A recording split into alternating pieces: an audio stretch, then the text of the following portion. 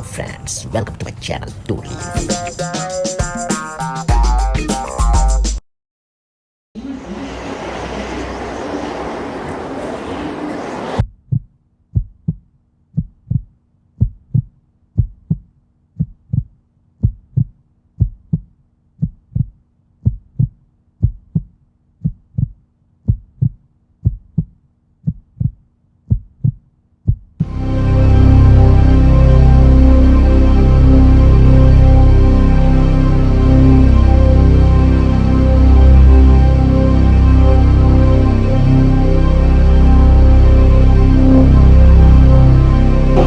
और भारत परिवार का पुश्तैनी घर है। आइए गुजरे हुए जमाने को आधुनिक युग की नजर से देखें।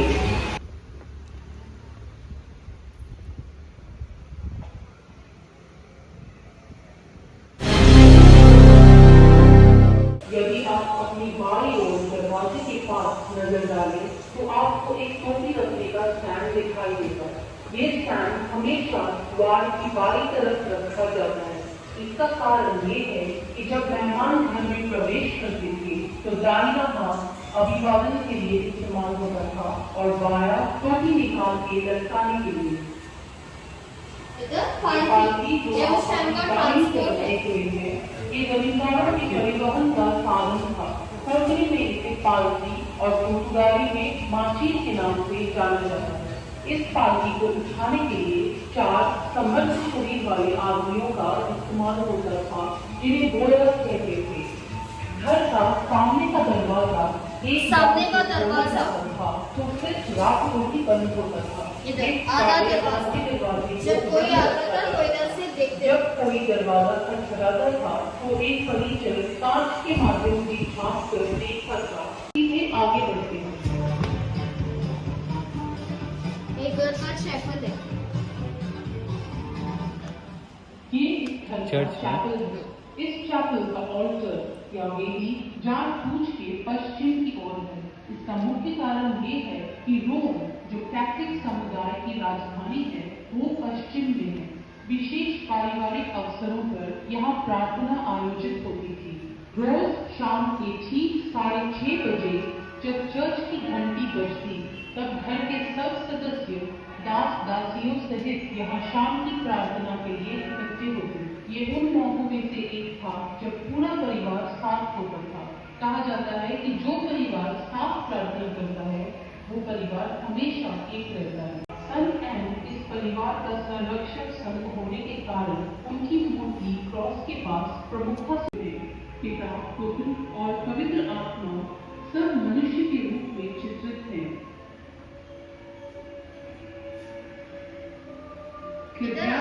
का सामान है।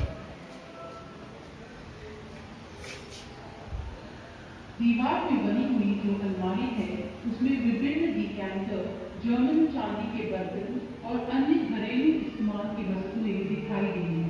दूसरी अलमारी में कैथोलिक पुजारी के कपड़े में इस्तेमाल होने वाले निर्देश, सोना मढ़वाए हुए चैलेंज, कुछ मूर्तियां और अन्य सामान रखे गए हैं।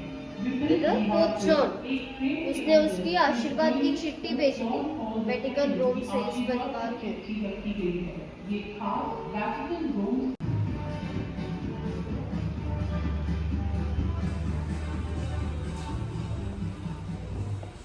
एडवोकेट का ऑफिस के दफ्तर में प्रवेश किया है। ये बहुत ही प्रसिद्ध वकील थे और गोवा के कोने कोने से लोग मदद के लिए उनका दरवाजा खटखटाते थे। वे एक बहुत उदार और मददगार व्यक्ति माने जाते थे। वे ग्रामीण लोगों की समस्याएं हल करने में मदद करते और विवाद होने पर बातचीत द्वारा मुद्दे को हल करते थे। इस वजह से इन लोगों को अदालत के दरवाजे खटखटाने के बोझ से मुक्ति मिलती थी। उस समय हाथ से लिखे हुए दस्तावेज हाथ से लिखा जाता था। यहाँ तक कि स्टैम्प पेपर पर भी कांच के बक्से में कागज, कलम, स्याही, एक जेब की घड़ी, चश्मा और कुछ स्टैम्प पेपर थे। ये चीजें पुर्तगाली युग की और कुछ पुर्तगाल से मुक्ति के बाद की हैं। ये सब अधिवक्ता यूलियानो अराउजो अल्वारेस द्वारा प्रयोग की गई वस्तुएं हैं। उनकी कानून की डिग्री भी प्रदर्शित की गई है। उनकी सेवाओं के लिए भुगतान कभी-कभी वस्तु के रूप में भी किया जाता था। नीचे की अलमारी में पुर्तगाली कानून की किताबें रखी गई हैं।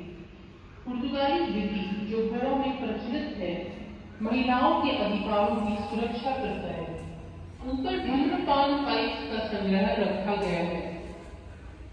दरवाजे के बगल में जो लकड़ी की अलमारी है, उसमें उन दिनों में प्रयुक्त हाथ से लिखे गए कुछ दस्तावेज रखे गए हैं। कृपया सोने के कमरे की तरफ बढ़िए।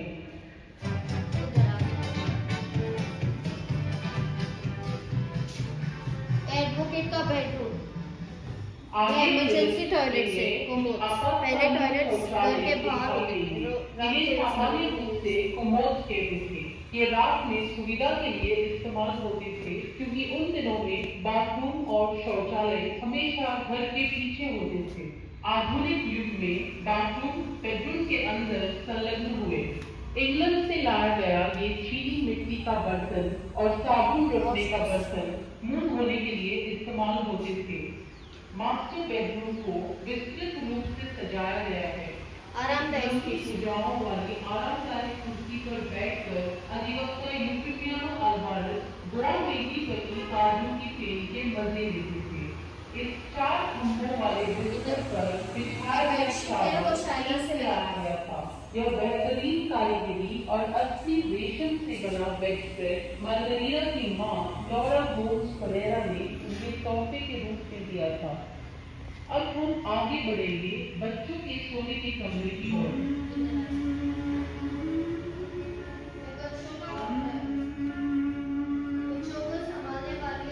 बच्चों की देखभाल करने के लिए और क्लासिक घरों में इस्तेमाल होने वाले अलग-अलग पालने आपको दिखाई देंगे। बच्चों के खिलौने और चलने के साधन प्रदर्शित किए गए हैं। बाहरी दीवार पर जो फ्रेम लगे हैं, उनमें प्रदर्शित है 3 पीढ़ियों की कलाकृतियां। मार्गरिटा की स्टीवन, उनकी बेटी की कला और उनकी पोती करिश्मा की कला। नीचे आपको उस सदी की कुछ सिलाई के औजार और अन्य घरेलू वस्तुएं दिखाई देंगी। अपनी बाईं ओर के दरवाजे से होकर गलियारे में आगे बढ़िए।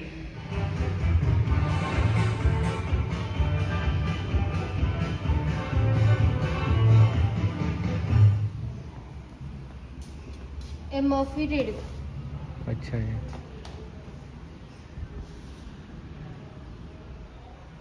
आप ऊपर नजर उठाएंगे तो आपको कुछ प्राचीन शैंडलियर्स और दूसरे प्रकाश फैलाने के उपकरण नजर आएंगे। इनमें से ज्यादातर बेल्जियम से आयात होके आए हैं। इन्हें जलाने के लिए अलग अलग गिलास आधे पानी और आधे तेल से भरे जाते थे। इसकी यंत्र कला बहुत ही सरल थी। तेल पानी के मुकाबले हल्का होने के कारण ऊपर आ जाता था, जिसे बत्ती डाल के जलाया जाता था। इस घर की खिड़कियां जो आपको बाईं ओर दिखाई देंगी बहुत ही अनोखी हैं। लकड़ी से बने खिड़की की फ्रेम पर जो छोटी छोटी सफेद प्लेट्स बिठाई गई हैं, वो सीप से बने हैं। ये सीप गोवा में भरमार मात्रा में पाए जाते थे। ये अपारदर्शी होने के साथ साथ रोशनी अंदर आने देते थे। थोड़ा आगे बढ़कर इन दीवार में बनी अलमारियों पर नजर डालें। इनमें औषधीय वस्तुएं, शिशुओं की दूध चूसने की बोतल अथवा प्राचीन कॉफी पीसने की मशीन रखी गई है। अलमारी की दाईं ओर जो धातु का दरवाजा है, उसे ध्यान से देखें। ये दरवाजा मोटा और बहुत ही मजबूत है। अब एक बहुत ही रोचक कथा मौजूद है कि डाकुओं का एक बहुत ही खतरनाक गिरोह उस समय के दौरान मौजूद था, जिसे राणेस कहते थे। वो इतने निडर थे कि डकैतियां करने से पहले पत्र भेजकर मालिक से अनुरोध करते थे कि सब कीमती चीजें जैसे सोना, गहने वगैरह वो लाकर घर के आगे की सीटें, जिन्हें बालका कहते हैं, वहां रखे। राणेस घोड़े पर सवार होकर आते और सोना मिलने पर घरवालों को बिना नुकसान पहुंचाए लौट जाते। ज्यादातर लोग चुपचाप अपने गहने दे देते थे, लेकिन इस घर की खास बात थी यह सुरक्षित कमरा, जिसमें घरवाले सब नौकरों सहित छिप जाते। आमतौर पर इस स्थिति में पेशेवर बंदूकधारियों को भाड़े पर रखा जाता था। दीवार में जो छेद थे उनमें बंदूक की नोक बिना किसी क्रम के डाली जाती थी और नीचे मौजूद नारिश पर विभिन्न दिशाओं से गोलियां बरसाई जाती। ऊपर दाईं ओर जो बड़ा छेद है उसमें झांककर स्थिति का जायजा लिया जाता है। इस प्रकार की घटनाएं ज्यादातर देखने को नहीं मिलती थी। उस समय का कानून बहुत पढ़ेंगे तो आपको दाईं ओर एक शराब रखने का मिनी बार दिखाई देगा। यहाँ पर जो बैरल्स आपको दिखाई दे रहे हैं इनमें पुर्तगाली अपने देश से मदिरा भर के लाते थे। दो जानी पहचानी वाइन के नाम फोर्ट और तीन थे।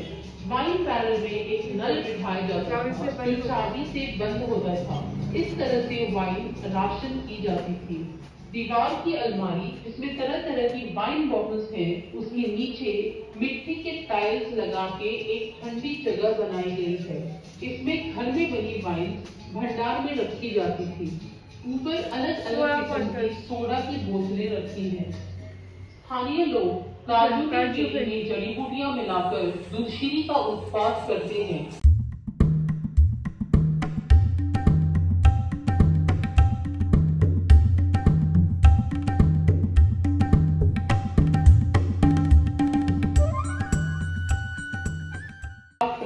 नाचते गाते घर घर जाके मजे करते। यह मखौटे सामान्य तौर पर हस्त निर्मित कागज से या हल्की लकड़ी से बनाए जाते थे। इनका उपयोग स्थानीय नाटकों में भी होता था। कुछ नमूने यहाँ इस कोने वाले चाकल में रखा गया है। इस स्थान का उपयोग वे ध्यान या मेडिटेशन के लिए करते। अल्वारेस परिवार के मित्र सोसाइटी ऑफ जीसस के पादरी सावियो रॉड्रिगेज ने भी इस संग्रह में अपना योगदान दिया। इस समय चैपल में 300 से ज्यादा आइकॉन रखे गए हैं। अब द्वार से होकर बाहर कुएं की ओर आगे बढ़े।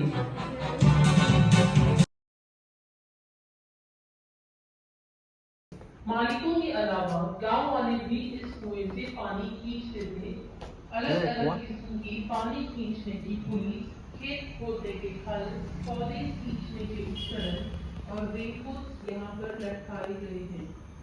आप चाहे तो कुएं में झांक कर देख सकते हैं, पर कृपया ध्यान रखें क्योंकि ये कुआं 150 फीट गहराई पर है।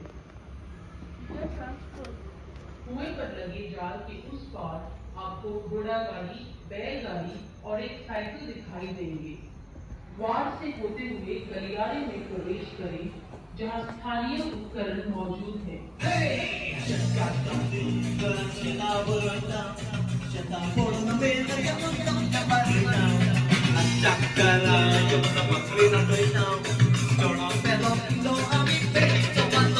इस गलियारे में दीवारों पर लटकाए हुए विभिन्न उपकरण मजदूरों द्वारा रोजाना के कामों में उपयोग किए जाते थे, जैसे कि खेती में या नारियल तोड़ने में। गोवा का मुख्य उपज चावल और नारियल है। दाईं दीवार पर लकड़ी की लंबी क्षैतिज पट्टी से जुड़ी जो कम लंबाई की ऊर्ध्वाधर पट्टी है, वो हल है, जो खेत और नारियल फूस को जोतने के लिए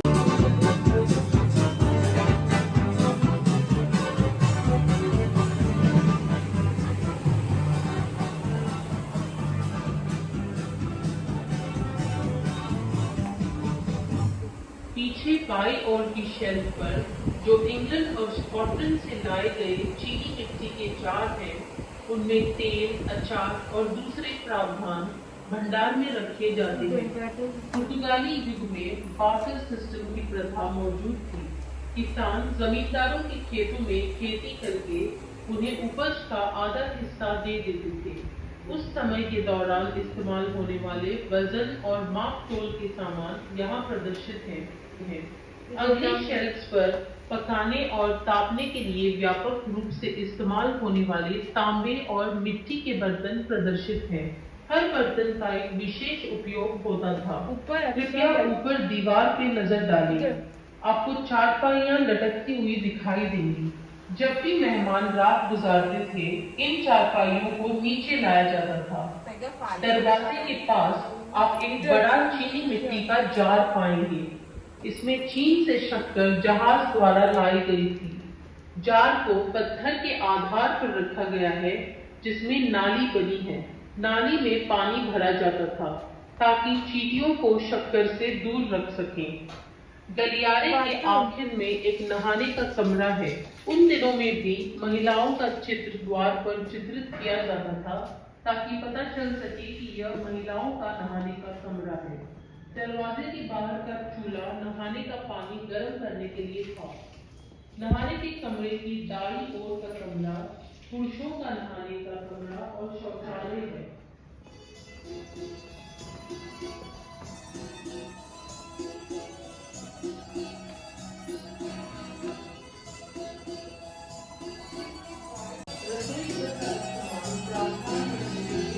पीछे मुड़ के दाई और सब मसाले मिक्सर में पीसे जाते हैं, पर उन दिनों में इस फर्श पे रखे भारी भरकम ग्रेनाइट के पत्थर पे सब मसाले पीसे जाते थे।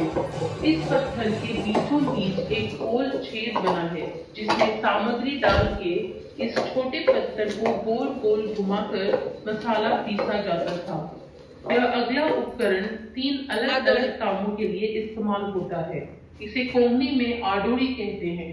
महिलाएं इसके ऊपर बैठकर मच्छी साफ करती थी या नारियल पीसती थी या सब्जियां भी काटती थी। घरेलू उपकरण जैसे मांस का खीमा बनाने की मशीन, मसाला रखने की लकड़ी के बक्से और अन्य उपकरण आपको दिखाई देंगे। केरोसिन फ्रीज, बड़े बड़े मिट्टी के मटके जो एक के ऊपर एक ढेर करके रखे हैं, वे सेकने के अवन का काम करते थे। उनमें केक और बिबिंका सेकी जाती थी जो गोवा की खास स्वादिष्ट मिठाई है।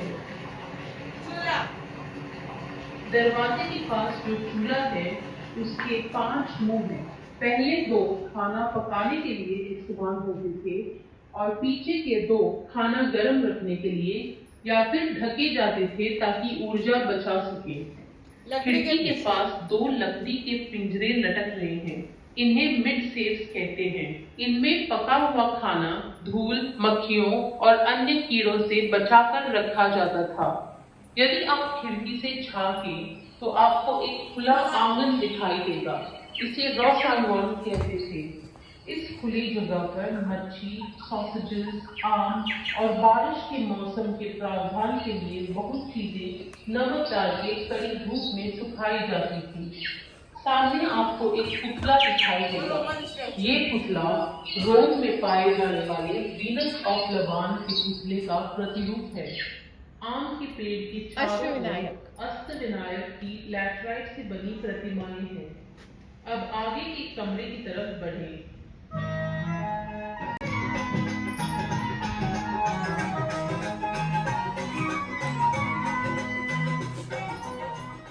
इस जगह का इस्तेमाल श्री अनंत दामो द्वारा होता था, जो संपत्ति की देखभाल करके संपत्ति से जुड़े सर्वाधिक मामले जैसे खाते, कृषि उत्पादन, मजदूरों का भुगतान पर उनका प्रार्थना स्थल है, जिसे देवाड़ो कहते हैं। यह देवाड़ो पूर्व दिशा की ओर सामना करता है। अल्वारेस परिवार के पास असामान्य शंख थे जिनमें दाईं ओर सुराख होता था। श्री अनंत इन शंख का इस्तेमाल पूजा पाठ में करते। कुछ मंदिरों में अभी भी इन अनोखे शंखों का प्रयोग पूजा के लिए होता है। अधिवक्ता यूफिमियानो के सबसे छोटे बेटे श्री महेंद्र का श्री अनंत खूब लिहाज करते थे। श्री अनंत से प्रभावित गणेश की विभिन्न अवतारों में प्रतिमाएं इकट्ठा करने में लगी। इस रुचि को श्रीमती रजनी गुप्ते ने और प्रोत्साहन दिया। 1000 से ज्यादा ऐसी प्रतिमाओं का संग्रह यहाँ प्रदर्शित है। मिट्टी से लेकर सोने तक की और आधे सेंटीमीटर मतलब एक चावल के दाने से लेकर 3 सेंटीमीटर तक की मूर्तियाँ यहाँ मौजूद हैं। तव नामाच्या भक्ति रसाचे करतो अमृतपान करता करता पायरी पायरी चढ़तो हा सोपान गणेशा चढ़तो हा सोपान। यानी कि डाइनिंग रूम है।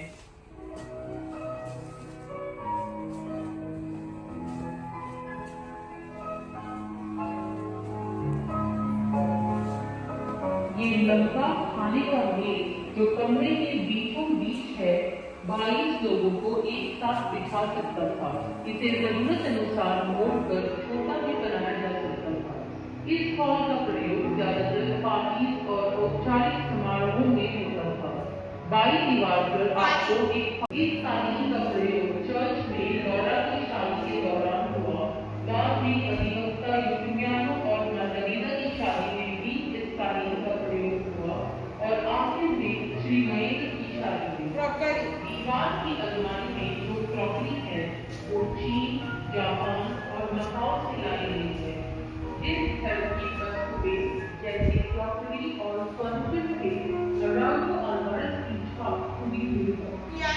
कमरे के उस पार एक खास बनवाया गया पियानो है जिसमें बैठकर कई प्रतिभाशाली संगीतकारों ने मेहमानों का मनोरंजन किया। आप विस्तृत दरवाजे से होकर हॉल में प्रवेश करेंगे। ये डांस फ्लोर